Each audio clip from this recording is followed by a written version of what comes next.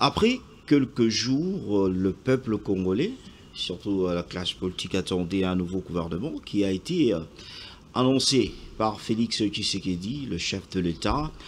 On a vu en parler on doit resserrer le gouvernement, on doit au moins faire un gouvernement d'ouverture, parce que le professeur Ebérand Kolengele, qui a eu à faire des consultations, beaucoup se poseront la question, est-ce qu'on a eu à respecter ces consultations réalisées par Ebérand Kolengele, gouvernement souminois 2, entre inquiétude et satisfaction, et d'un coup de peinture sur un mur qui s'écroule. Vous êtes nombreux à nous regarder. Bonjour à tous et bienvenue dans 26 Presse ce week-end avec les invités déjà sur ce plateau. Je commence avec vous, Mike Gardiliana. Bienvenue. Merci Félix pour l'invitation. Salutations à mes co-débatteurs, à ceux qui nous suivent. Satisfait du gouvernement, parce qu'on a eu à attendre le gouvernement. On a parlé qu'on va réduire le nombre et on y aura ouverture. Est-ce que ce qui est fait? Satisfait, c'est un bien grand mot.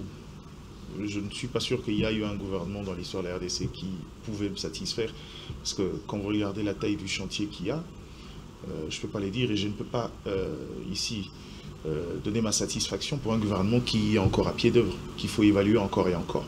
La satisfaction n'est pas tant dans la publication du gouvernement. C'est vrai, une appréciation directe sur la qualité des personnes. Je me rends compte que c'est un peu plus de 85% de membres de ce gouvernement qui sont revenus, avec quelques permutations, mais bon, attendons voir ce que ça va donner. Mais sinon, c'est une déception pour la plupart des Congolais.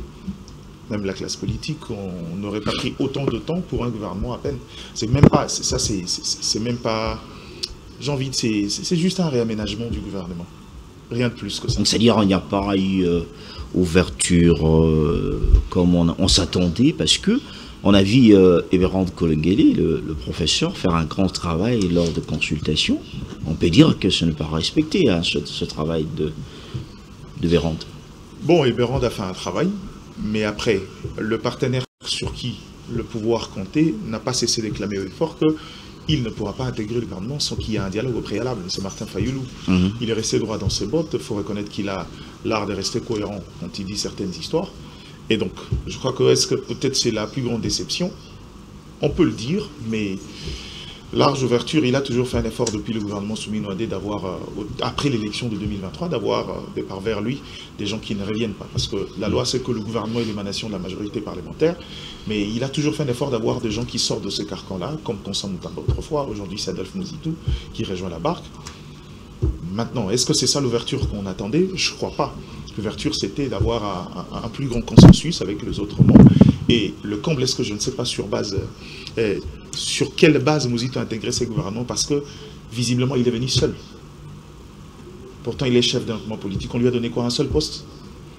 Je ne sais pas comment ça a été négocié. Je ne sais pas est-ce que c'est à titre individuel, parce que le chef de l'État a besoin des technocrates, un ancien ministre de budget, un ancien ministre des Finances, un ancien Premier ministre, avec tout ce qu'il apporte comme technicité. On pense que c'est quelqu'un qui pourra aider, peut-être. Mais si on va dans les orientations politiques, je ne sais pas, je ne vois pas Mouzitou venir négocier au nom d'une formation politique, juste pour que lui seul soit vice-premier ministre, ministre du budget. Je ne vois pas ça sous cet œil-là. Donc, si c'est pour la composition, je crois qu'il y a beaucoup de questions à se poser. On passera des heures ici à se poser la question sur le pourquoi, sur le comment, sur le qui. Il y a certains enregistrements que moi je trouve très intéressants, comme le secteur de mines. Ouais.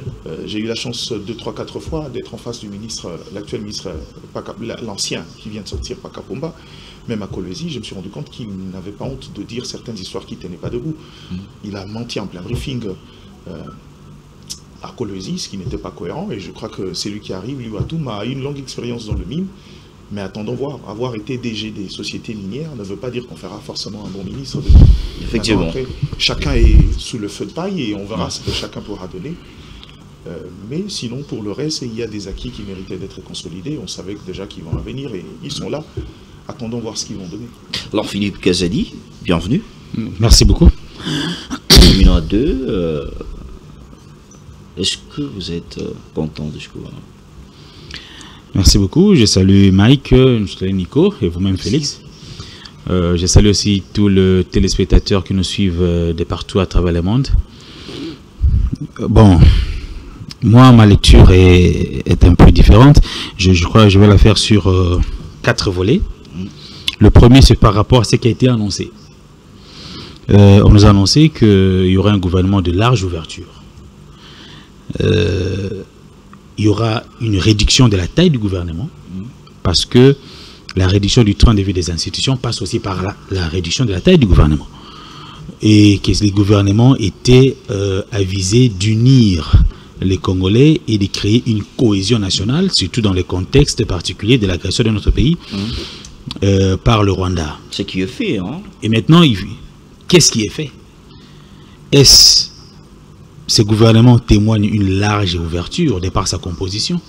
L'ouverture, c'était par rapport aux forces sociales et politiques de la société, du pays. Est-ce qu'aujourd'hui, on peut vraiment dire, à lire cette composition, que le gouvernement est un gouvernement de large ouverture?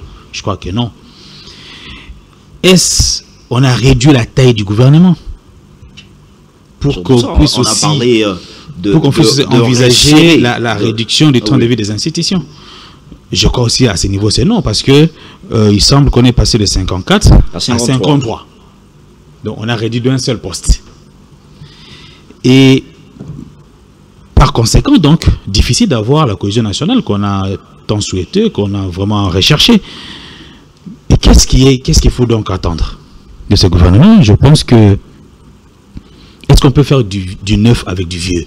On va en parler, hein, on va de attentes oui, de ce nouveau gouvernement. C'est très important. Oui. À partir du moment où on a 54 anciens ministres contre 53 nouveaux, et que dans le 53 nouveaux, il y a plus de 85% des anciens, il y a lieu de se poser la question sur ce que ce gouvernement pourrait donner comme résultat. Surtout que nous devons nous attendre à ce qu'on nous fixe les objectifs assignés particulièrement à ce gouvernement.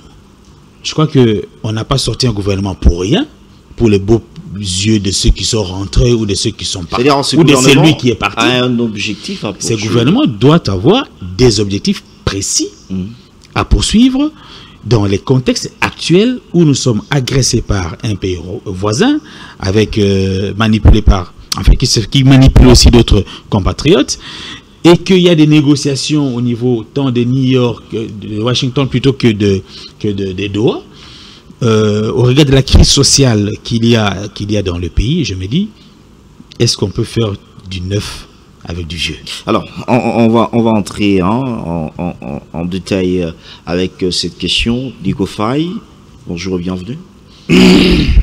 Bonjour. Je pense qu'aujourd'hui, il n'y a pas de rappel. Hein.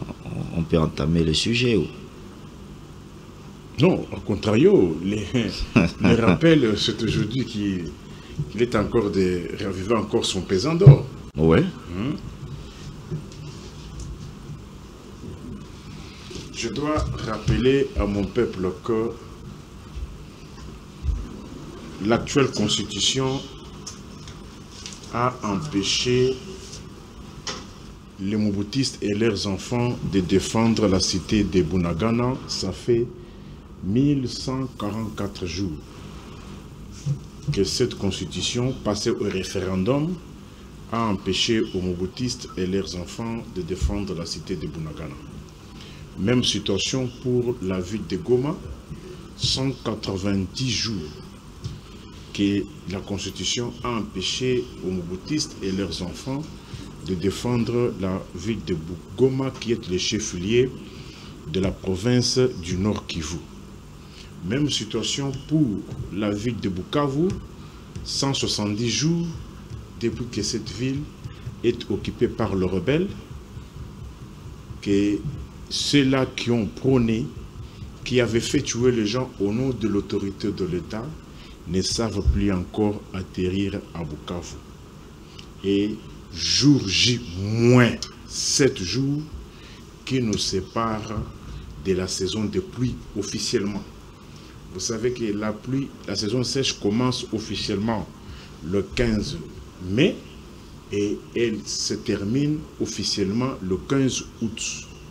Mais aujourd'hui, nous sommes le 8 août. Il nous reste que 7 jours pour que la Dame la Pluie reprenne ses œuvres. On entre maintenant dans le débat. Mais pourquoi cette rubrique de la Dame la Pluie? C'est parce que j'attendais que pendant cette saison sèche, que je voie que les régimes qui a donné l'impression de se ressaisir avec un grand retard, avoir détourné beaucoup de milliards lors du premier mandat, qui s'est ressaisi après, j'attendais que, avec la saison sèche, les travaux des infrastructures routières allaient prendre une vitesse de croisière. Ben ça avance. Faites des constats. Prenez combien de travaux qui ont commencé sont-ils arrivés à leur terme? Combien? Combien de routes dont les travaux ont été amorcés et que les communes à Souka?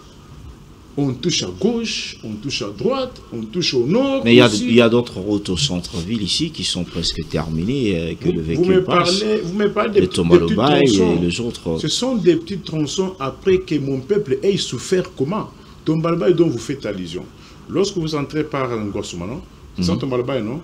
Vous montez. C'est une route de combien de mètres? De combien de mètres? Mais il faut en féliciter, hein, Nico Frey. Il faut en féliciter le peu qu'on a, il faut en féliciter. Il faut prendre une grande route comme avenue Kassavoubou. Vous connaissez par où commence l'avenue Kassavoubou? L'avenue Kassavoubou commence par... Soyez devant le micro, hein. L'avenue Kassavoubou commence par le boulevard 30 juin au niveau de la Poste. Cette avenue, pour ceux-là qui ne savent pas, cette avenue passe plusieurs communes. Par la Poste, Kabambare, Ponkabi, Victoire, Kowet, Mama Poto, Bandalungwa, Station Ma Campagne, Kitambu Magasin. Mais que mon peuple voit l'état de cette route-là. Kitambo Magasin, Station Ma Campagne, dans quel état? Station Ma Campagne, pour Makelele, dans quel état? Bandalumba, mais il y a des eaux partout. Victoire. Maison de la Bible. Croisement Kassavoubou, enseignement. On a dit il y a des travaux qui vont commencer. Il y a eu un communiqué de l'hôtel de ville. Il fallait attendre qu'une route atteigne ce seuil-là pour commencer à produire le communiqué. Est-ce que lorsqu'on a envoyé plus de 40 millions à Barcelone, on a fait des communiqués? Parlons gouvernement. Vous avez entendu le gouvernement est là pour quoi? Mais quand vous voulez qu'on parle du gouvernement, dans quel secteur? On parle au gouvernement pour tous ces secteurs-là. On ne doit pas parler au gouvernement de la taille. Est-ce que moi j'ai besoin de la taille? C'est pour ça, si vous avez de la taille, voilà encore une mesure, réduisez la taille. La mesure est là. Nico Frey. Pensez-vous que Kassavoubou est arrivé dans cet état-là parce que la taille du gouvernement était éléphantesque? Pensez-vous que cela? Que l'on réduise, que l'on augmente. Mais si il y a toujours cette volonté volontariste de dynamiter tout ce qu'on a trouvé, parce que la mission de ce régime, c'est détruire. Soyez devant le micro, ça va empêcher parce que nos caméramans. La mission de ce régime, c'est détruire tout ce qu'il a trouvé. Il n'y a rien que le régime a fait de bon. Il est en train de détruire dans tous les secteurs. Est-ce que vos enfants ont-ils reçu le bulletin? Bulletin Yapamba, 1000 francs. Si vous allez ici à Cédi, on va te publier, on va te produire un bulletin. Ce régime a trouvé Congo Airways, il a détruit. Mais il y a Air Congo, il y a Congo Airways qui est là. Développement. Mais on je développe. pas du gouvernement. Attends, mais vous voulez, voilà. Quand vous voulez que je parle du gouvernement, Oui. vous voulez que je parle du gouvernement sur quel secteur? Ce sont les différents secteurs que le gouvernement doit assurer.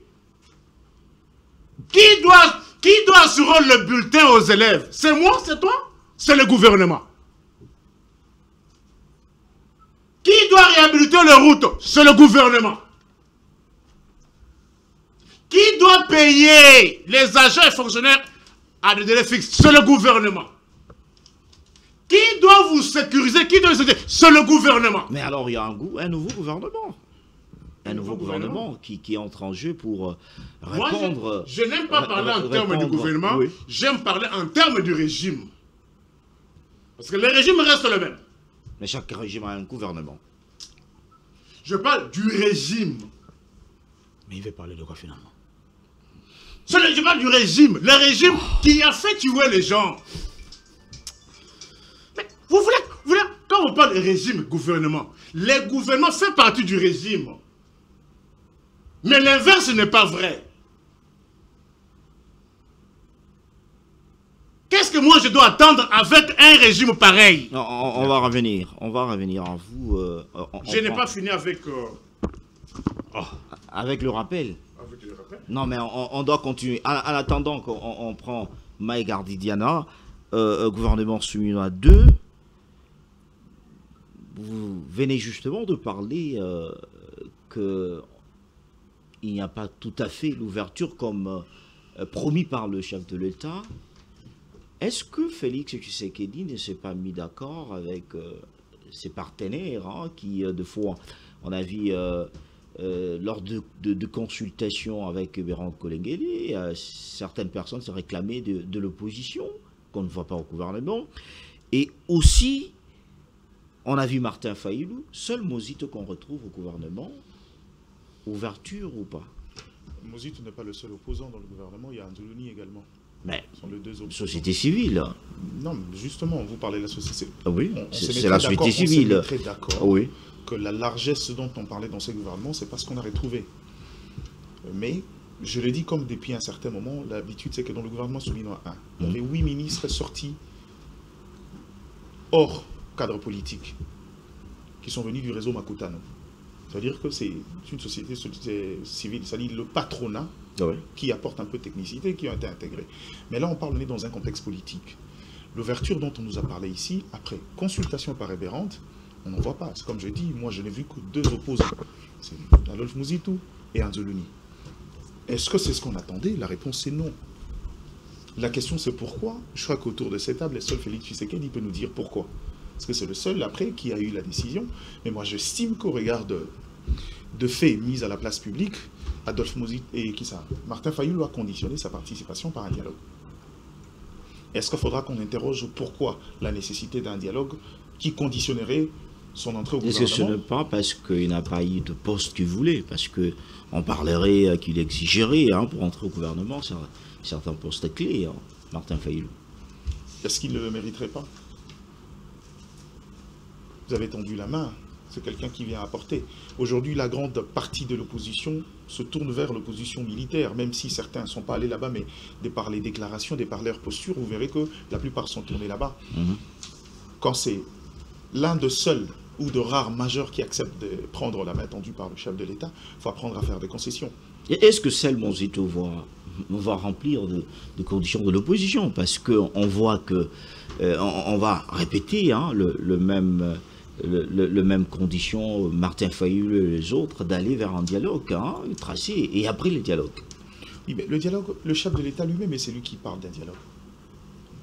C'est lui qui prône l'esprit du dialogue, c'est lui-même le chef de l'État. Oui. Et au-delà de ça, nous connaissons le mode de gestion ici. Vous voulez faire ratisser large dans un contexte tendu, dans un contexte politique de clivage, il faut commencer par discuter avec les partenaires. Il ne faudra pas oublier, on a tendance à l'occulter, mais c'est vrai que la plupart de cette opposition, 80% de cette opposition, est constituée d'anciens alliés. À part Martin Fayulu, la plupart c'est des ex-alliés du chef de l'État, ça n'a pas marché. Donc le facteur confiance ou le facteur risque pousse les autres à vouloir aujourd'hui discuter, fixer le cadre convenablement avant d'aller au gouvernement. Maintenant, la question, est-ce qu'il aurait dû attendre le dialogue? Je ne sais pas. Et moi, je ne pense pas. Pourquoi? Parce qu'il ne devrait pas attendre. C'est là où je dis que ce gouvernement... Mais pourquoi précipiter et avoir un nouveau gouvernement? S'il faut parler du dialogue, on connaît très bien au Congo que lorsqu'il s'agit du dialogue, à la fin, on parle toujours de partage de postes. Mais pourquoi c'est précipité pour faire apparaître ce gouvernement? Parce qu'on a sur la table du gouvernement aujourd'hui 2 orientations. La première, c'est justement ce que la plupart des gens considèrent un dialogue autour des questions sécuritaires. Mais la deuxième orientation, c'est la dynamique, l'autre tangente économique prise par le pouvoir en place. L'idée des pouvoirs aujourd'hui, trouver un accord bilatéral avec les États-Unis sur des considérations un peu plus larges. Ressources stratégiques contre sécurité. Et pour ça, les Américains ne sont pas les Chinois. Seuls les Chinois arrivent dans des cadres où vous signez un partenariat, faites ce que vous voulez, les indicateurs de gouvernance ne les intéressent pas. Aujourd'hui, les Américains sont très tatillons sur les questions d'effet de gouvernance. C'est-à-dire qu'il faut se mettre au pas pour pouvoir baliser le chemin et être en mesure de pouvoir, une fois engagé ces bilatéralismes-là, être sur le pas et continuer avec ces dynamiques-là. C'est ça le deuxième esprit de son côté. Et vous verrez qu'il y a eu des changements aux différents postes clés. L'inspection générale de finances, la Banque centrale du Congo, c'est de l'idée d'engager une réforme assez globale pour que finalement cet investissement américain, une fois arrivé, puisse s'orienter dans des projets intégrateurs. C'est ça le souci. Mais cette exigence se heurte à la réalité politique, où aujourd'hui, beaucoup de la classe politique ou même l'opinion estiment qu'il faut forcément un dialogue pour pouvoir se parler et trouver un compromis à la congolaise. C'est qui n'est pas mauvais. Hein. Je n'ai pas dit que ce soit mauvais. Je suis de ceux qui pensent que dans un contexte congolais, en tant qu'Africain, en tant que Bantou, le dialogue fait partie de mécanismes de gestion. Je l'ai toujours dit et je l'ai dit haut et fort. Donc en gros, on a ces 2 raisons existentielles et il a estimé qu'il était important d'aller dans ce sens-là. Il voulait faire d'une pierre 2 coups. En faisant un peu du forcing avec les autres partenaires comme les CID, qui n'ont pas mordu à l'hameçon, mais il devrait continuer. Là où ça ne se comprend pas, c'est sur le nombre. Pourquoi c'est aussi important? Parce que la réalité dans les faits aussi que le nombre peut ou n'est pas influer sur la réduction de train de vie. De 54 à 53, lui-même le chef de l'État a parlé je veux m'expliquer. Qui sera un gouvernement resserré vous l'avez déjà dit. Ça, vous avez déjà dit. Maintenant, le problème ici, c'est que j'étais en train de dire, le nombre est un signal. Dans le symbolique, ça nous donnerait une certaine image sur la dynamique qu'on veut aller vers la réduction des trains de vie. Mais seulement en termes d'économie, en termes de chiffres. Le nombre peut ou ne pas refléter une réduction des trains de vie. On peut réduire à 45 ministères, mais augmenter les frais de fonctionnement et la rémunération de uns. On n'aurait rien fait à la place. Il y a une part des choses à faire le 2, mais en termes de nombre, c'est quand même un signal et c'est un élément important. Parce que, au regard de la forme aujourd'hui, j'estime que si on réduit de 10, 15, c'est quand même un capital qu'on peut mettre de côté pour autre chose. Mais dans le fond, on ne sait pas les lier de manière directe. Mais seulement, il faut dire la vérité ici, qu'on nous a dit que ça serait un gouvernement resserré. Dans ces pays, on a déjà eu des gouvernements de 22 ministres. C'est pas sorcier, c'est faisable. Mais maintenant, le problème, c'est que... Et aussi, l'autre symbolique dans cette réduction, c'était justement réduire cette influence de quotité politique. C'est vrai que je ne suis pas naïf pour croire qu'on peut composer un gouvernement sans tenir compte des accointances politiques. Ça, c'est un discours d'église. Il faut le dire à l'église. Parce qu'il est arrivé chef de l'État avec une majorité qui a des députés qui lui a donné un gouvernement. Alors, qui il ne peut pas oublier sa famille politique. Donc, c'est pas faisable. Maintenant, le problème, c'est que c'est faire un travail de fond en interne pour pouvoir rationaliser les postes. Le signal on aurait eu à ces niveaux-là, c'est justement dans ce sens-là de vouloir aller vers les résultats. Malheureusement, c'est pas ce qu'on a. Alors, une question directe, parce que les Congolais m'ont posé, c'est une question de savoir un peu la différence entre le ministre de l'économie et le ministre de l'économie numérique. Oh non, mais la différence est trop grande.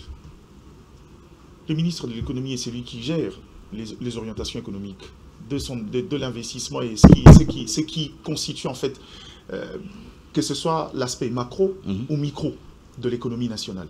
Le ministre de l'économie numérique est un stratège qui nous permet, dans le cadre de l'intelligence économique, de pouvoir faire du secteur numérique, qui aujourd'hui est un vaste marché, j'ai envie de dire virtuel, mais au-delà de ça, qui a presque chamboulé le contexte traditionnel du marché, en faire un secteur porteur. En France, l'économie numérique a favorisé la croissance de l'ordre de 3,17%. Ça voudrait dire, quand on a un État comme la RDC, avec ce chômage de masse il faut le dire, avec cette jeunesse très tournée vers les questions numériques et Internet. C'est un secteur où, avec beaucoup d'intelligence, on peut créer suffisamment d'opportunités. Je l'ai dit avant qu'on aille sur l'orientation du ministère des Numériques. C'était du mimétisme. On ne peut pas avoir le PTNTIC et avoir le ministère des Numériques à côté. Il y a chevauchement à ces niveaux. Il y a même des compétences du ministre du Numérique qui rentrent dans le cadre du ministre de la Communication et des Médias et nouvelles technologies. Mais dans Soumina 2, c'était presque un seul ministère. En fait, ils ont corrigé parce qu'aujourd'hui, on parle plus de l'économie numérique, parce que dans l'espace, dans la transition numérique, il y a des considérations économiques énormes et que la RDC doit capitaliser. On est à la recherche des espaces de niche pour pouvoir mobiliser des ressources, et je crois que le secteur numérique peut suffisamment nous apporter. Et dès lors qu'on saura créer cette classe-là avec l'économie numérique, vous verrez que le choix d'intervention dans la chaîne de nos matières stratégiques deviendra plus simple. Dès lors que la RDC deviendra un espace ou un pays viable numériquement, qui aura des considérations numériques importantes, c'est alors qu'on pourra faire en sorte que nos matières stratégiques, même en termes de transformation ici, même si quelqu'un qui exploite le cobalt veut créer une chaîne de valeur en RDC, quelles sont les compétences que nous avons? Qu'est-ce que nous en ferons? Dans quel secteur? Rien, aucun gadget n'est fabriqué ici. Il n'y a pas de l'intelligence, il n'y a pas des ressources humaines. Donc en gros, il faut commencer par recréer ces marchés-là. Il faut commencer par recréer un cercle d'intelligence. C'est alors qu'on pourra, à la limite du possible, aller vers d'autres secteurs. Ailleurs, vous verrez que ce n'est pas le ministère des Numériques. On parle toujours de l'économie numérique. Maintenant, la question, est-ce que la personne qu'on a mis à la tête est compétente? On a conscience et a suffisamment d'épaules pour pouvoir... Mais il était au PTNTIC. Mais c'est ce que je dis. Le PTNTIC, c'est de la régulation. Le PTNTIC, ce n'est que de la régulation. Et il est au PTNTIC qui va voir c'est quoi le bilan. C'est ça aussi le problème. Maintenant, vous lui donnez une orientation qui est beaucoup plus technique. Comment il s'appelle? Kibassa, je pense. Kibassa Maliba. Alors, Philippe Kazadi, on revient ce gouvernement. Les autres parlent que c'est une preuve que le président de la République démocratique du Congo, Félix-Antoine Tshisekedi, est satisfait du travail qui a été fait en Souminon 1, parce que 85%, 80% de ministres qui étaient avec Souminon, on les a renouvelé la confiance, c'est-à-dire le chef de l'État est satisfait du travail réalisé par Souminon 1. Ah bon, merci. D'abord, je voulais adresser un petit mot à notre co-débatteur Nico Faye.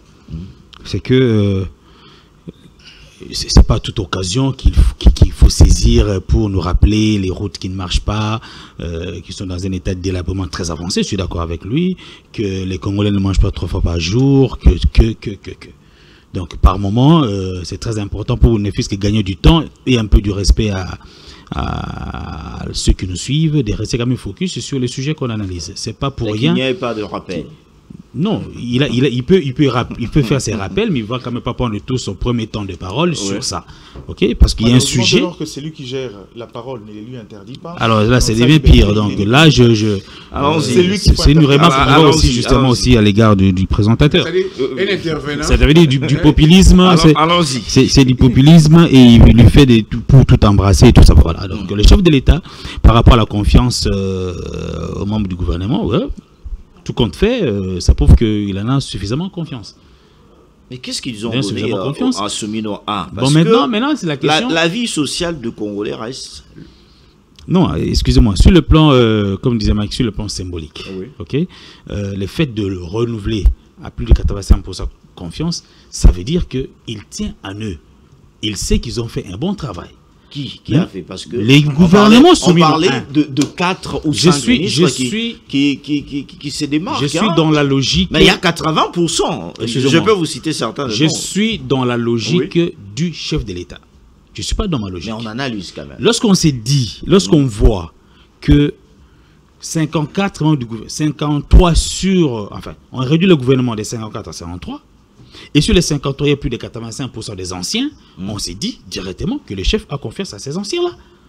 Alors vous... Parce que, comment on appelle ça, le premier ministre avant Souminon, c'est Sama Lukonde. Après Sama Lukonde, il y a eu 8 ministres qui sont partis. Ok? Et Souminon est venu. Souminon voit le Souminon 2 venir avec un seul ministre qui part. Les autres sont soit permittés, il y a des nouveaux qui arrivent. C'est-à-dire, non, il y a... Non, on est parti des 5 Vous ans. parlez En termes de nombre. Donc, il y a de 54 à 53. Oui. Ça signifie que les chefs ont confiance en cette équipe-là. Alors, la confiance que le chef a sur cette équipe ne m'engage pas moi. N'engage pas l'opinion. N'engage pas l'opinion. Mais maintenant, il faut aller dans les résultats. Oui. Maintenant, il faut lire les résultats, secteur par secteur, pour qu'on se comprenne, pour qu'on sache est-ce que ces gens méritaient d'être reconduits. Par exemple, je cite au sport. Au sport, voilà, encore au sport. Bon, j'ai toujours exprimé toute ma grande déception. Pas de championnat. Par rapport au fait qu'il n'y a pas de championnat. Des championnats qui ne se terminent pas. Il n'y a pas de championnat. Qu'est-ce que vous racontez? Il n'y a pas de championnat. Le Congo a été champion. Après, le championnat est fini. Après combien de matchs qui ne se terminent pas. Après combien de journées? Ce championnat a pris fin. Soyez factuel. Si vous voulez attirer quelqu'un, soyez factuel. Mike n'est pas sérieux.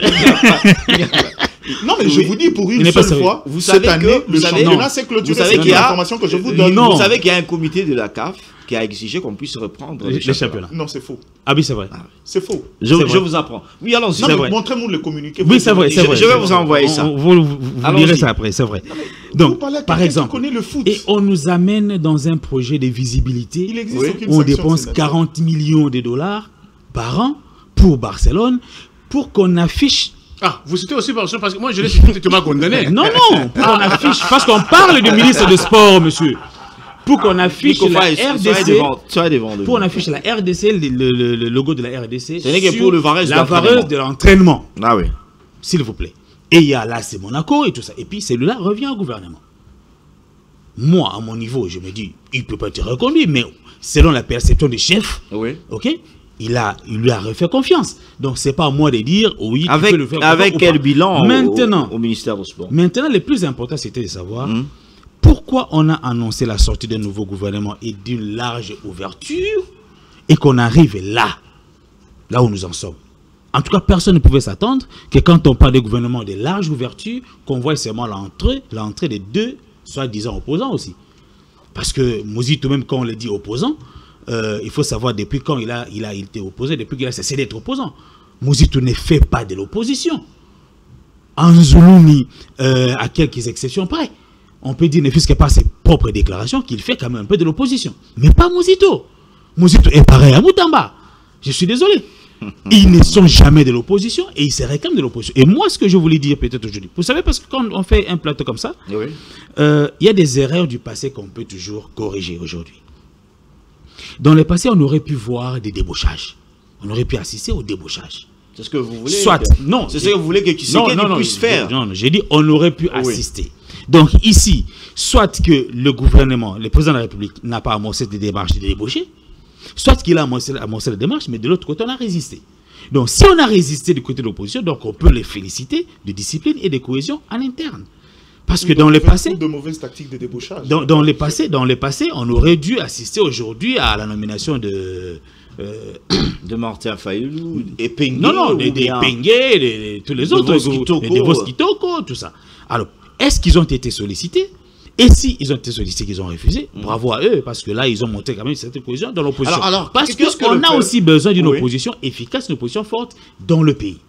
Ok. Parce qu'on parle, il n'y a pas réduction totale, parce que sur 54, il n'y a que 53.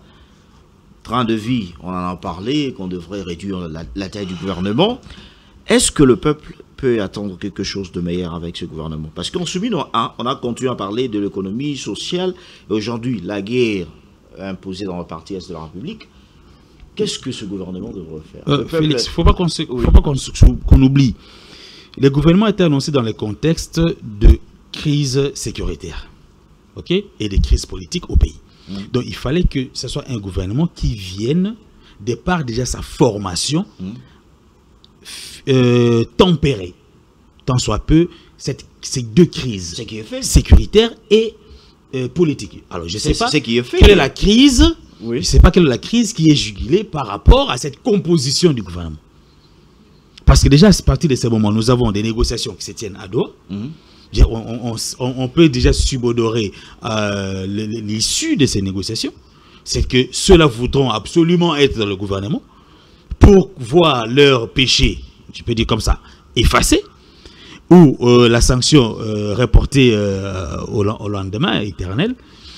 Et ça peut donc rassurer la sécurité pour qu'ils abandonnent la guerre. Et si demain il y a cette condition qui s'impose, je crois bien que même les États-Unis, même le Qatar sait qu'on arriverait à ça. Et lorsqu'on va arriver à ça, donc ce gouvernement servira à quoi?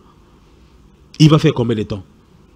Et pourquoi alors? Il y a eu le gouvernement de 3 et mois. pourquoi alors et pourquoi alors sortir un tel gouvernement qui va justement avoir besoin des frais d'installation, d'autres auront besoin des frais des indemnités de sortie, ok, pour que une année après, on revienne encore, ou même moins, on revienne encore à un nouveau gouvernement et refaire le même gymnastique. J'ose croire que comme Fayoulou avait posé pour condition, il était vraiment le point, comment je vais dire, la forte personnalité de l'opposition qui exigeait les dialogues avant d'intégrer le gouvernement. Je ne sais pas qu'est-ce qu'a pensé Ensemble, je ne sais pas moi qu'est-ce qu'a pensé le FCC, mais Fayoulou l'a dit clairement. J'ose croire qu'on aurait dû, ok, à défaut de lui offrir les dialogues de la SENCO comme un passage vers le gouvernement, on aurait dû poursuivre de négocier avec lui. Avec qui? Avec Fayoulou, pour le rassurer sur certaines choses. Il exige de trop. Bon, c'est justement pour cette raison-là qu'on négocie. C'est parce qu'il y en a qui exigent de trop qu'on négocie. Parce que s'il n'y en a pas d'exigence de trop, pourquoi on négocierait? On vous donne tout ça parce que vous voulez. On négocie parce qu'on exige un peu de trop.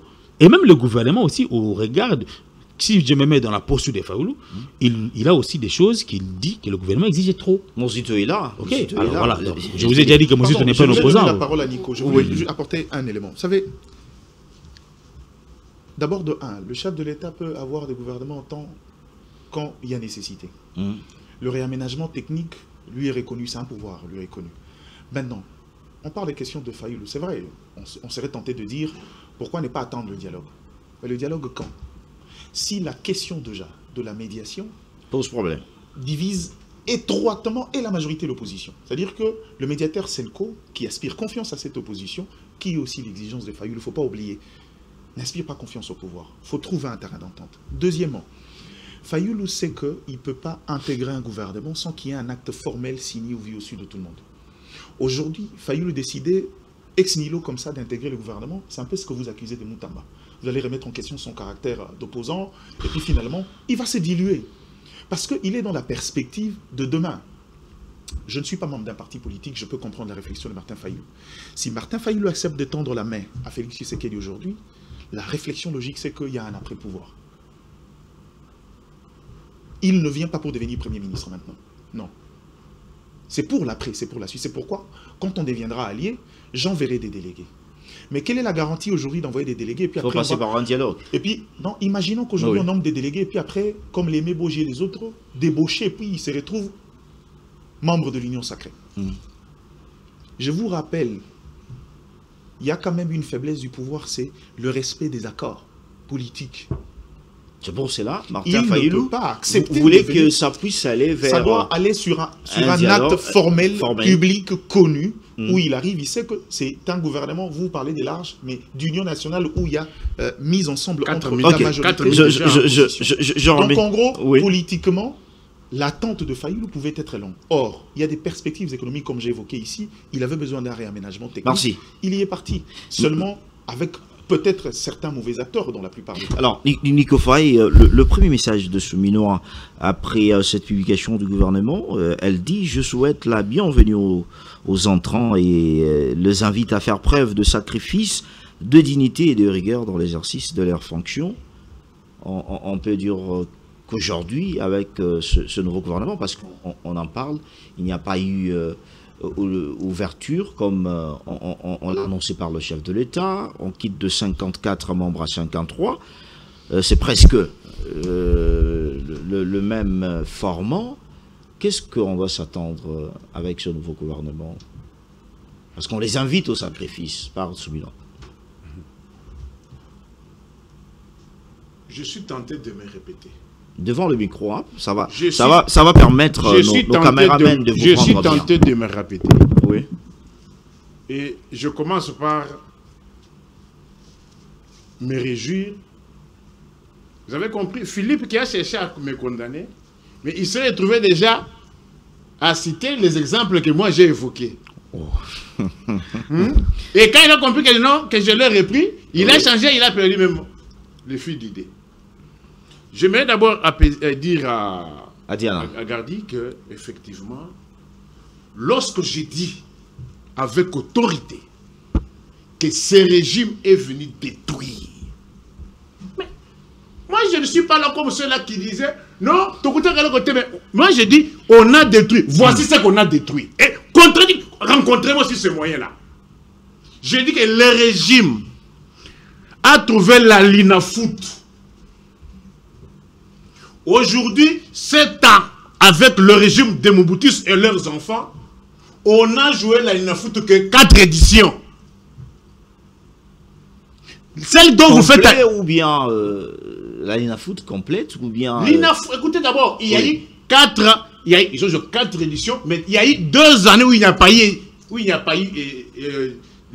on reconduisait les mêmes équipes pour le... Non, alors, il y a eu le championnat, mais il n'est pas allé jusqu'au bout. Alors, même celui dont vous faites allusion. Mais il y a une sentence du tribunal arbitral des sports. Si vous n'avez pas l'information, ayez l'information. Le tribunal arbitral des sports, je sais, c'est une institution de la CAF. Quand il a dit la décision de la CAF, je sais comment ça décide au niveau de la... Non, j'ai dit, ça s'appelle tribunal arbitral des sports. Oui, vas-y. Il a ordonné qu'on reprenne les championnats. Parce que le régime qui a détruit, la destruction c'est quoi? Vous trouvez ce téléphone qui fonctionne et que maintenant vous venez, vous tapez et le téléphone ne fonctionne pas. C'est ça la destruction dont je parle. Moi quand je dis le régime a détruit, je vous dis voilà, il a trouvé ceci, il a détruit. Il a trouvé, comme vous ne voulez pas comprendre les avenues, il a trouvé boulevard Lumumba, qu'il a détruit. Il a détruit. Il a trouvé les élèves à la fin de l'année. Les élèves, les résultats étaient sanctionnés par le bulletin. Voici c'est comment je dis, moi je ne suis pas oiseux. Je vous donne, et puis rencontrez-moi si ce n'est pas une destruction. Comment vous pouvez qualifier cela? Et on m'a dit, les enseignants, ceux qui sont dans les PST, est-ce qu'avec la dernière édition des examens d'État, on m'a soufflé que certaines écoles n'avaient même pas envoyé les E13. Pour quelle raison? Mais comment une école ne peut pas envoyer les E13? J'ai dit, on m'a soufflé. Oui. Écoutez, on m'a soufflé. Les enseignants, appelez-moi au 81 64 44 165. 81 64. Allons-y, parlons. 44 165. Parlons gouvernement. Pour confirmer cette information. Non. Mais laissez-moi. Il y va attention. Oui. Si vous êtes pour les génocides éducationnels. Non. Et scientifiques. On reste dans le débat. Mais répondez à mes questions. Répondez à mes questions. Allons-y. Vous parlez gouvernement. Oui. Moi, je parle comme politologue. Je parle comme politologue. Allons-y. Gouvernement. Oui. On gouverne quoi? Et quelle est la mission d'un gouvernement? Sur le bien-être social. Je suis dans le bien-être social. Quelle conception que vous avez du gouvernement? Judith a dit, Judith est venue. Antoine, Judith et le régime sous Judith. Parce que, bon, je ne sais pas, qu'est-ce qu'on appelle évaluation? Judith, Antoine et Judith ont trouvé la ville de Goma. C'est sous Judith et sous Antoine qu'on a perdu Goma et Bukavu. C'est ça le bilan. Vous voulez qu'on compte un gouvernement sur base de quoi? Mais il y a des avancées sur le plan diplomatique. Bon, ça va. Vos avancées diplomatiques là. Bon. Devant le micro. Comme vous parlez des avancées diplomatiques. Oui. Mais néanmoins, vous continuez avec vos papiers. Diplomatie, ce sont des papiers. Mais quelle est la réalité? Pour cela, vous savez la différence qu'il y a entre un politologue et les autres disciplines?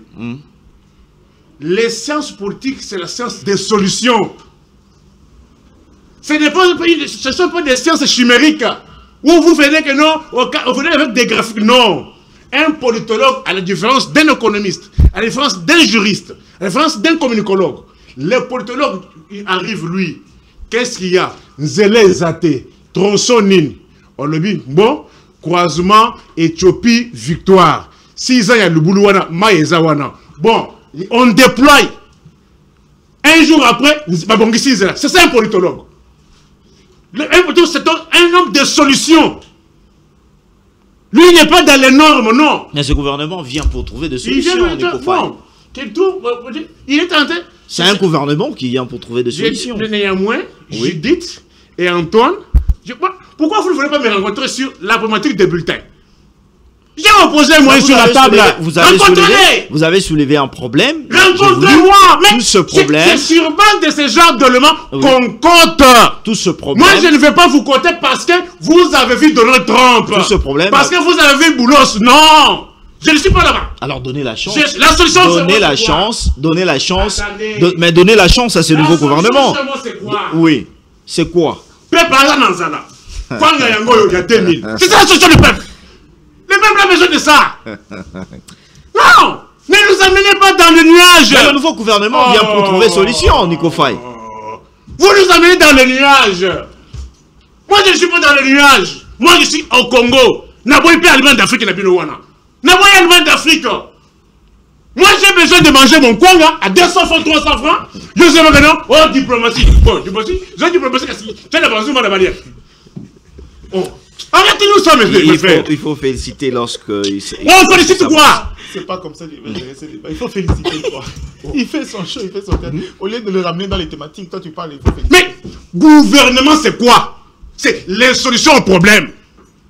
Donnez-nous les solutions. Attention, je vous dis, je vous parle comme politologue. J'ai étudié le temps, je l'ai analysé, je l'ai décortiqué, je l'ai épluché, je l'ai déshabillé et je l'ai pénétré.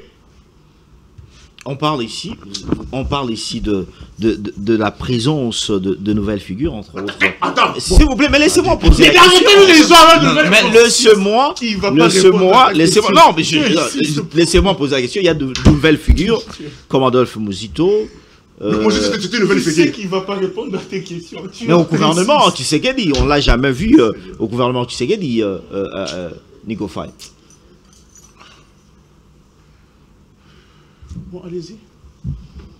Qu'est-ce que vous en dites? Parce qu'on a parlé de l'ouverture. Qu'est-ce que je vais mettre moi aujourd'hui? Bon, moi, juste en continue le gouvernement. Alors, on attend des solutions.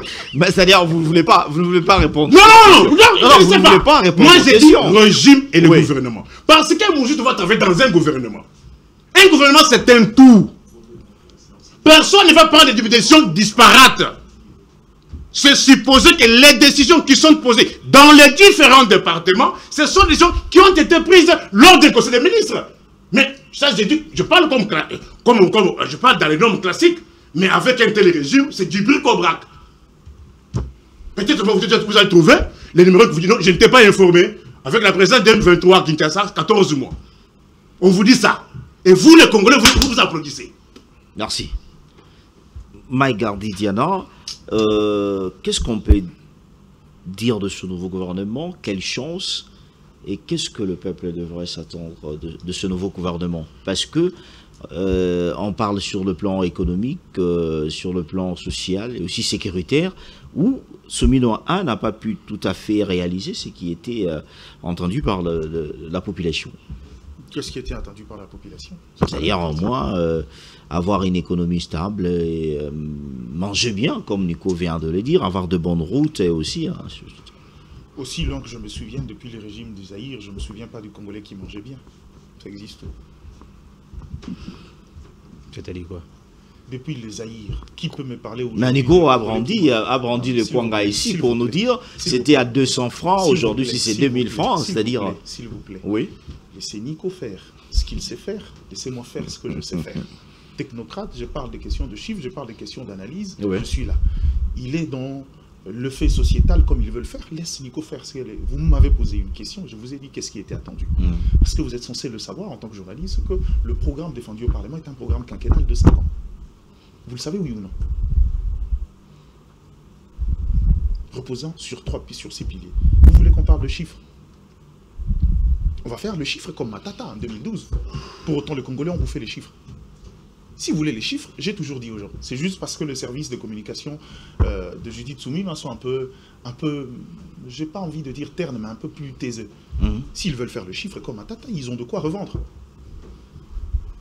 Apprenez à lire, lisez le dernier rapport de la Banque mondiale, vous allez avoir le chiffre si vous le voulez. Je ne suis pas là pour vous parler de chiffres. Vous posez la question sur le gouvernement. Aujourd'hui, qu'est-ce qu'on attendrait? Est-ce que le Congolais... Il y a un plan quinquennal de 5 ans. Mais on devrait avoir au moins des signaux. C'est ce que le Congolais... Des signaux depuis que celui-là... Le premier signal, dans toute économie, le premier indicateur dans la maîtrise, surtout dans l'amélioration du pouvoir d'achat des Congolais, c'est le taux de change. Ils ont réussi depuis 8 ans. Ce gouvernement Soumino a réussi à garder la stabilité de la monnaie pendant une longue période. Ce qui n'est jamais arrivé depuis que Félix Tshisekedi est au pouvoir.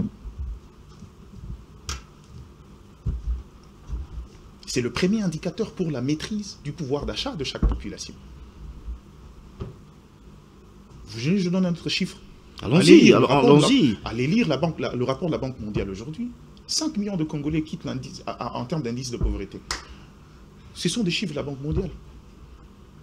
Ce n'est pas fait à Malueka ou encore à Kasavubu. La question, c'est que si vous voulez qu'on discute sur des questions de chiffres, je serais très heureux, et ça, c'est un truc que j'aime. Le Congo a des sérieux problèmes structurels, mais je ne suis pas sûr que sur ces plateaux, les Congolais voudront entendre ces débats-là. Sur la structure, le cadrage macroéconomique et autres. Ce qu'on attend aujourd'hui, c'est qu'en économie, nous, on dit la croissance relève de la dimension quantitative. La dimension qualitative, c'est les politiques de développement mises en place. C'est bien de pouvoir avoir 16 milliards de ressources, c'est bien, c'est le premier pas.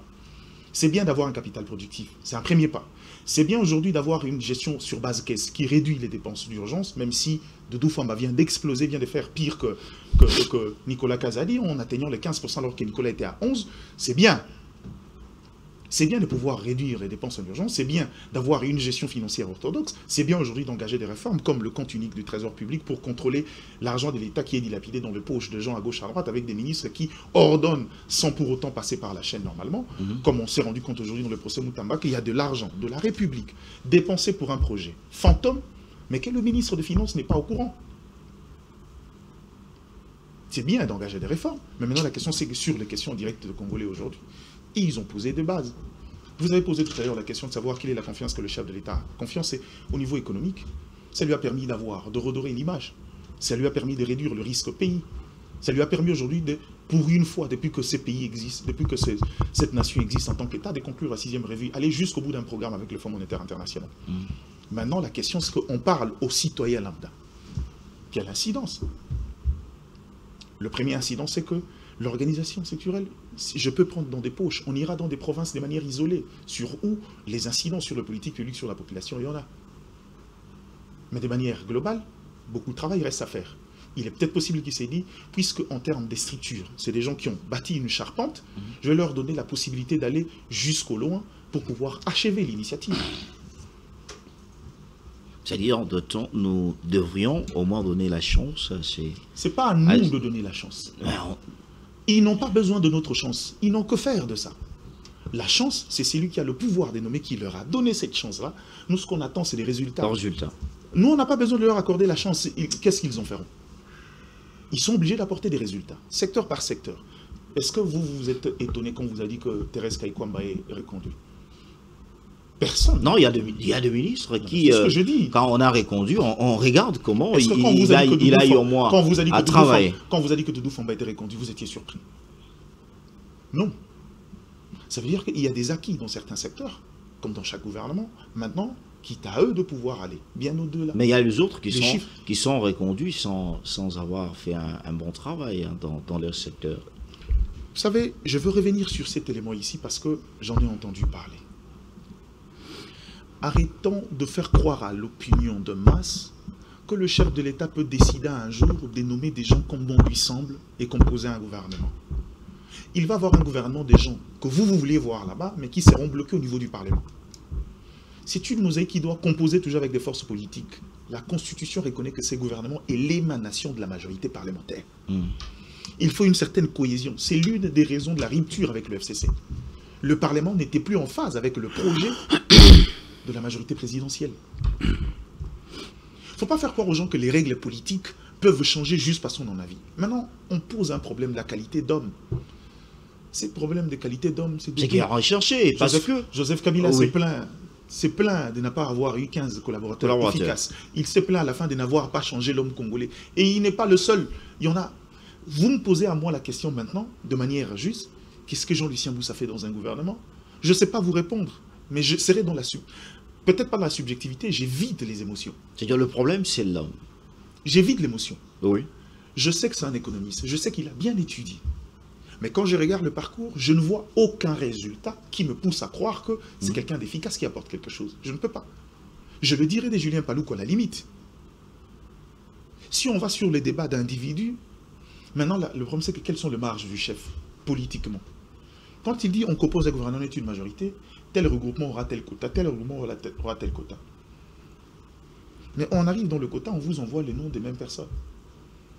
Il peut bien exiger de dire je ne veux pas voir. Est-ce que vous ne savez pas? Mais pourquoi il ne le fait pas? Vous ne savez pas que dans le gouvernement Souminois 1, on nous avait dit pas de chef des partis politiques. Le chef d'État n'en voulait pas. Mais pourquoi il n'arrive pas à les faire, Mike?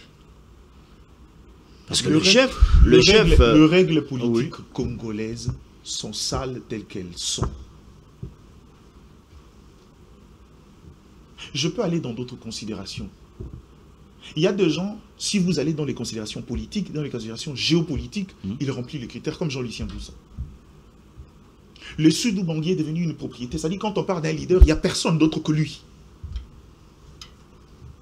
L'Équateur est la seule province dans ces compartiments qui est très bien servie. Il y a Guy Lorando, il y a Jean-Pierre Bemba, il y a Jean-Lucien Boussa. Il y a l'ensemble de ces règles-là qui fait que quand vous arrivez politiquement, on vous envoie, je n'ai pas envie de dire de la crasse, c'est des intelligences, je me refuse d'appeler intellectuel, mais maintenant, il faut trouver un moyen de faire en sorte dans ces quotidiens-là d'exiger une certaine qualité en interne. Mais qui, on vous dira dans un parti politique qui a plus de qualité que lui-même, qui a été 3 fois master en économie. C'est ça malheureusement notre malheur. Ok, Philippe Kazadi, vous allez prendre aussi dernière fois la parole parce que nous sommes en train de partir presque à la fin. Aujourd'hui, vous venez justement d'écouter Mike, il a soulevé, il y a certaines questions sur le plan économique aussi problématiques parce que le peuple qui est là et qui est en train d'attendre le nouveau gouvernement qui est déjà sur place veut de résultats. Ne veut pas encore trop de théories et trop de propos. Bon, d'abord je voulais dire à Nico que si j'ai parlé de Barcelone, c'est parce que vous m'avez posé la question précise sur la présence de la reconduction plutôt de Didier Boudimou. Ok, et donc j'ai dénoncé le projet qui vient de mettre en œuvre avec les équipes de Barcelone ou de Arsenal ou Monaco et que sais-je encore pour assurer la visibilité de quelque chose qui n'existait pas. Mike est seul sur le plateau. Qu'est-ce qui n'existe pas? Mike, notre sport n'est pas encore quelque chose qu'on peut vendre à ce niveau-là comme ça. Il faut d'abord organiser les sports en interne. Mais il faut que tous les championnats... Qui vous dit que ces projets vont vendre le sport? Il faut, excusez-moi. Il faut faire une nuance. Ces projets ne vendent pas le sport. Ils vendent le pays. Excusez-moi, même les pays. Oui. Même les pays, excusez-moi. Il faut qu'on soit sérieux. Oui, parce que quand nous vendons le pays, ça signifie que nous voulons que beaucoup de personnes viennent nous visiter. Ils vont circuler sur quelle route? Non, mais ça c'est quelle question? Ah mais c'est une question intéressante. Ils vont circuler sur quelle route? Ils vont loger où? Vous avez déjà visité des parcs? Les parcs qu'on a. Mais comment arriver à ces parcs? Je vais poser une question. Comment arriver à ces parcs? Donc vous pensez que les gens qui vont là-bas, ils vont comment? Non. Il faut que nous soyons... S'il vous plaît. Il faut que nous soyons... les anticatastas. Il faut que nous soyons un peu sérieux. Vous allez prendre votre dernière parole. Vous allez il utilise un mot qui est important. Il faut que nous soyons... éviter les anticatastases. Me faire croire que le Congo n'est pas vendable? Non. On va revenir. Vous allez clôturer. Non. Tout pays est vendable, mais à quel moment? S'il vous plaît. Les contextes l'imposent. Les contextes, je crois que... Vous prenez ce minute. Si vous quittez ce pays et que vous arrivez ailleurs, vous allez vous rendre compte de la connexion qu'il y a entre les provinces. Quelqu'un peut... S'il vous plaît, mais vous parlez des Centrafrique. Est-ce que la Centrafrique est comme le Congo? Est-ce que nous voulons prendre les bons ou les mauvais modèles? C'est pas un pays. Mais c'est un mauvais exemple, le Centrafrique. Vous prenez le Centrafrique comme exemple. Vous avez dit ailleurs. Oh là là. J'ai pas de pays où la connexion existe entre toutes les provinces. Je vous parle de Moussankourou natal. Le Sankourou est enfermé, il n'y a même pas un kilomètre, mon Dieu, 1 mètre de route asphaltée. Mais il y a aussi des sites touristiques là-bas. Il faut que les touristes vont venir ici pour arriver là-bas. Comment? Dans quel état? Non, il faut que nous soyons sérieux quand même. Imaginez Lumumba-Ville. Je parle de Lumumba-Ville. Oui. On vous a dit on va construire. Imaginez un tel nom comme Lumumba-Ville. Jusqu'aujourd'hui, ce n'est que de nom, Lumumba-Ville. On a même très mal célébré ses 100 ans ici au Congo qu'en Russie. Il faut qu'on sache qu'est-ce qu'on veut vendre. On ne vend pas rien. Qu'est-ce que le peuple doit attendre? Qu'est-ce que le pays veut vendre finalement? Les tourismes, je vais revenir à votre question précisément. Il faut que Mike sache que les tourismes ouvrent la voie à l'amélioration des infrastructures routières, infrastructures hôtelières et la restauration et la santé. Tous ces visiteurs qui viennent, il faut savoir le prendre en charge à ces 4 niveaux-là. Nous, aujourd'hui, nous sommes en mesure de les faire. Vous avez organisé les Jeux. Alors, il faut... Mais les Jeux de la francophonie, c'est passé à Kinshasa.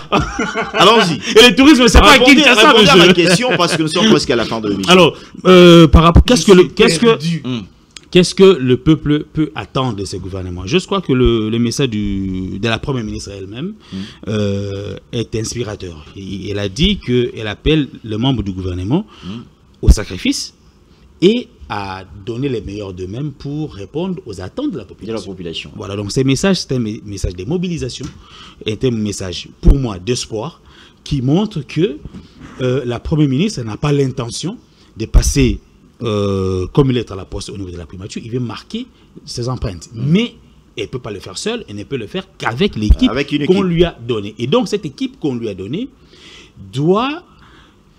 on doit avoir des ministres qui savent respecter chacun son job description, ok, et l'esprit des sacrifices pour qu'on ne vienne pas seulement chercher à se remplir les poches. On est venu excellence pour demain se remplir les poches par les détournements, par n'importe quel autre mécanisme et laisser les peuples toujours dans le besoin. Et n'oublions pas que le chef de l'État est la personne qui sera tenue responsable de la réussite devant la population de ses mandats devant la population après les 5 ans de son deuxième mandat. Donc, c'est à lui aussi de veiller à ce que le ministre puisse se conformer aux règles établies dans les cadres du gouvernement. Merci. Okay. Nico Faye, votre dernière prise de parole. Qu'est-ce que le peuple doit attendre? On a dit qu'il y en avait encore. Qu'est-ce que le peuple doit attendre avec les Mobutistes et leurs enfants? Il n'y a rien à attendre. Je ne sais pas si c'est 10 ans perdus. Les 10 ans perdus. Les 10 ans de destruction, de détournement. Peut-être vous ne le savez pas, ou bien vous avez oublié. Devant le micro, hein, vous savez que ce régime organise des escroqueries. Aujourd'hui, Gardi dit, le procès Moutamba, on a arrivé à comprendre que on a arrêté avec des escroqueries. Mais le RAM, il y a un ministre tout-puissant RAM, dont le ministre des Finances, et même le Parlement, l'Assemblée nationale, ne savait pas où la Mbongo, il y a RAM, il y a peuple, il y a Kende. Mais il est toujours là. Est-il efficace?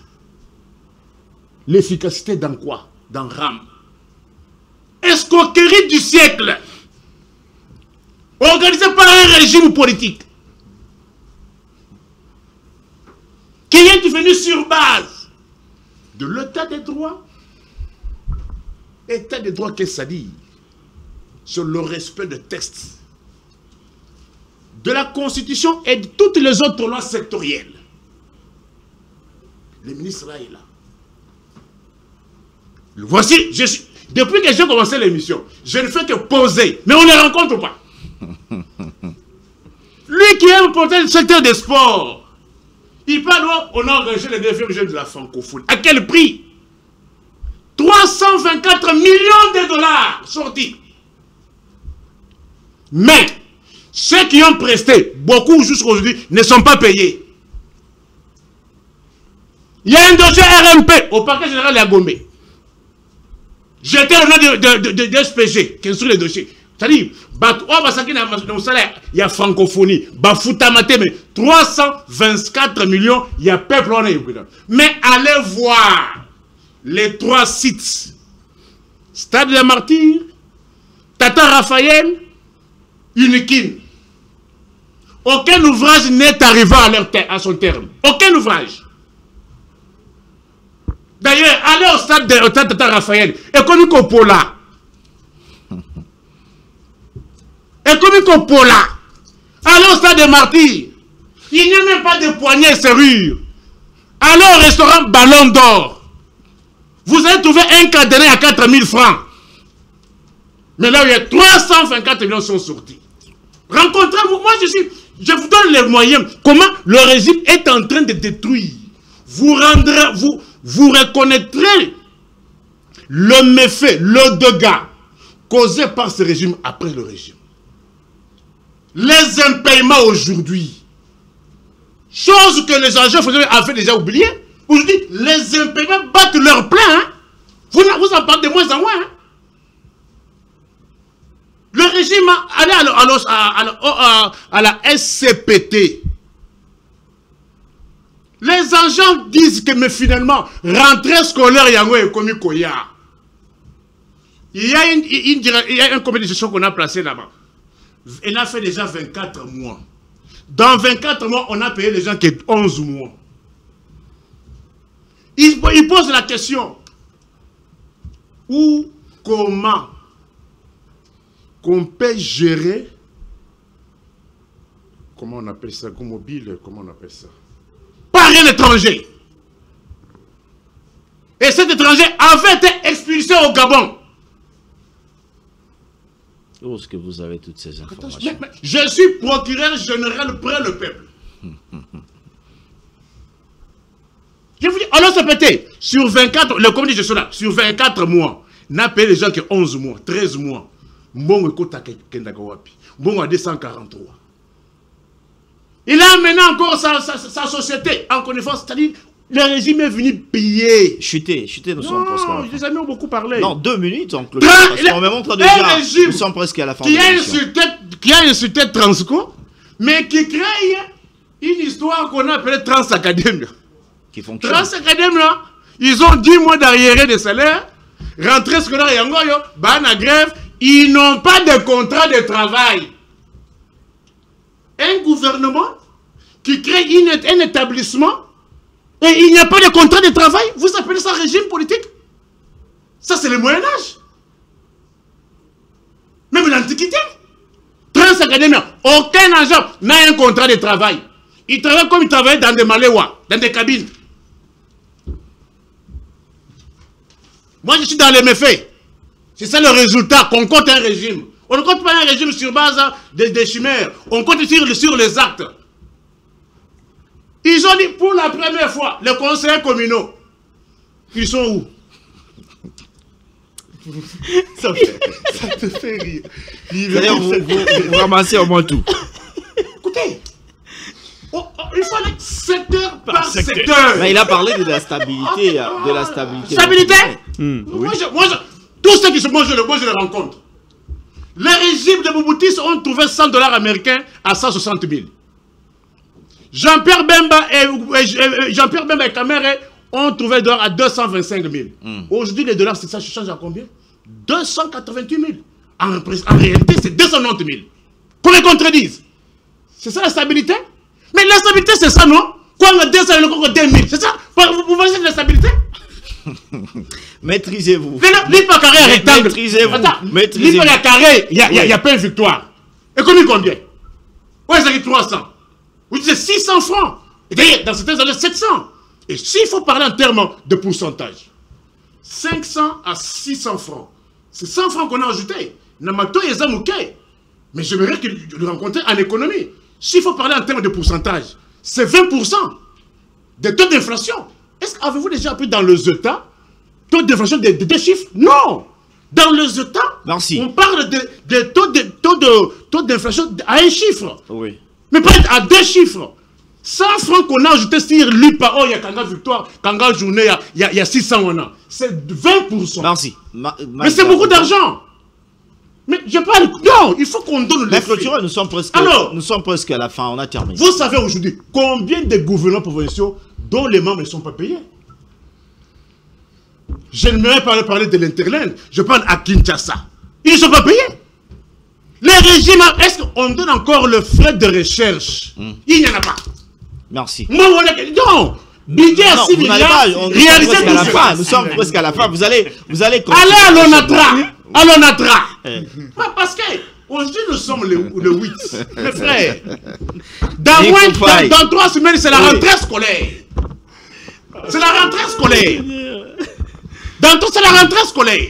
Comment ce peuple-là va-t-il faire face aux charges?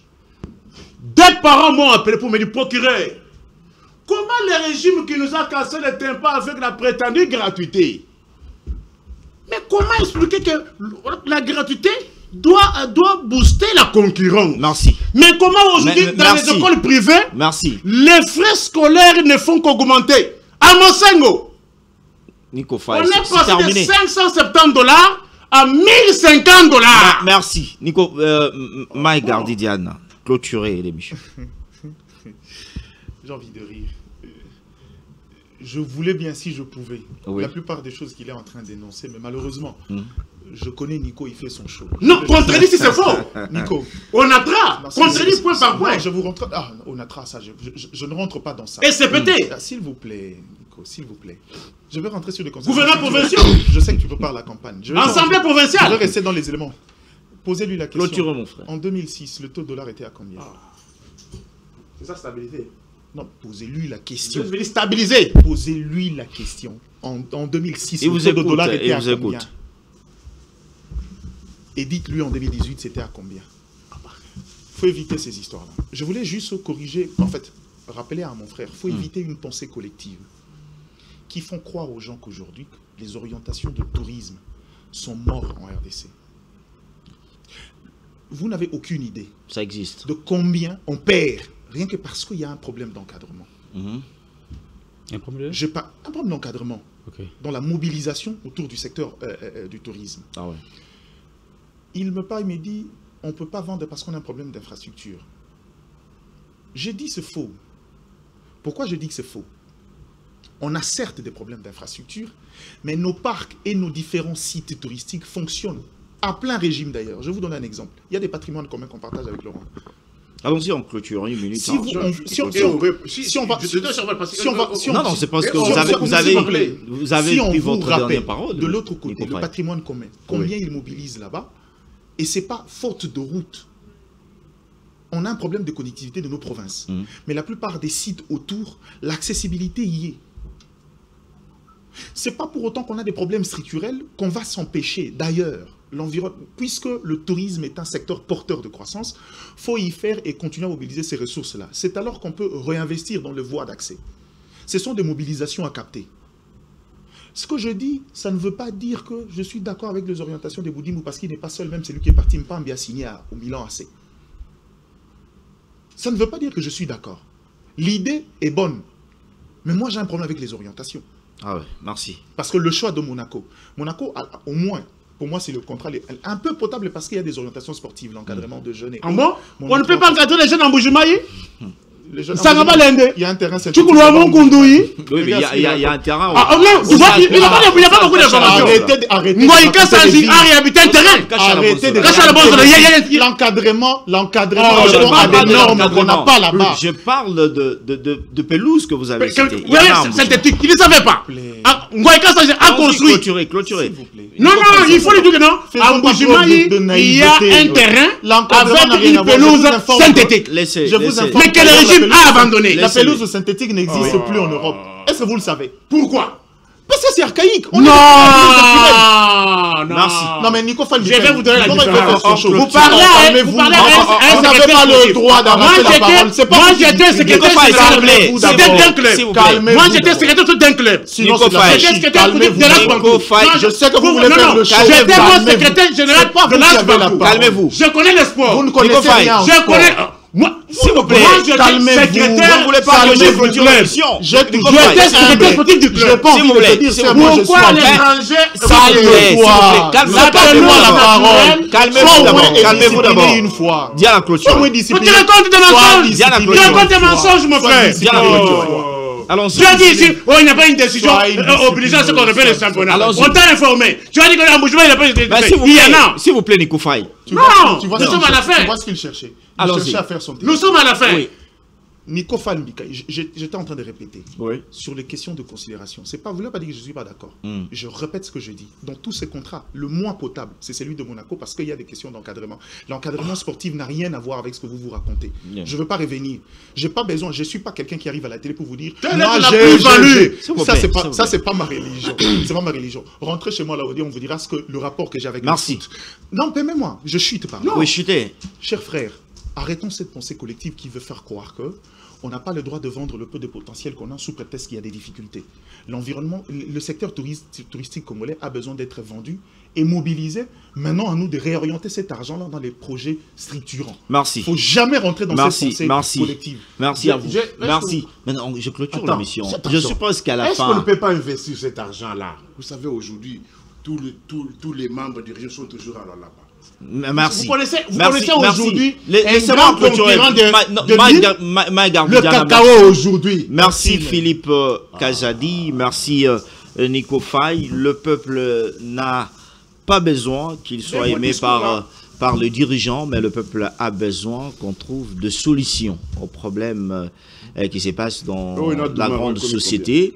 On se retrouve la semaine prochaine, le week-end. Vous allez retrouver cette émission en rediffusion le même samedi à minuit et aussi dimanche à 10h juste. Merci et bonne poursuite de programme sur Congo 26 Télévision.